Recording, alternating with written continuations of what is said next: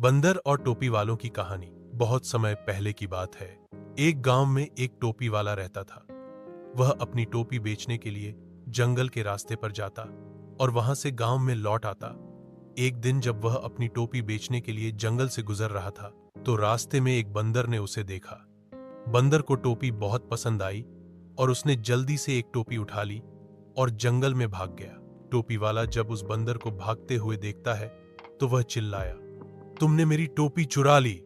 लेकिन बंदर ने उसकी बातों की अनदेखी की और जंगल में अपनी राह पर चलता रहा।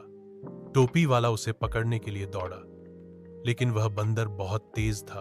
बंदर ने धीरे धीरे टोपी पहननी शुरू की और जैसे ही टोपी उसके सिर पर आई, उसने सबको देख देख कर उसे और भी ज्यादा पहनने की कोशिश की। अब बंदर ने टोपी पर हाथ रख लिया और खूब खुश होकर किलकारियां मारने लगा। वह समझने लगा कि टोपी पहनकर वह और भी बड़ा हो गया है। टोपी वाला बंदर के पास पहुंचा और बोला, तुमने मेरी टोपी चुराई है, मुझे उसे वापस दो। बंदर की समझ में नहीं आया कि क्या हो रहा है। वह सिर्फ अपनी खुशी में झूम रहा था।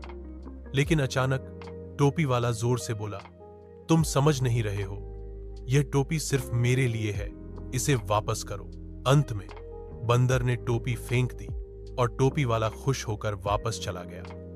सीख: यह कहानी यह बताती है कि अगर हमें किसी चीज की अहमियत समझ में नहीं आती, तो उसे दूसरों से चुराना सही नहीं है और कभी कभी हमें अपने स्वार्थ को छोड़कर दूसरों की चीजों की अहमियत को समझना चाहिए।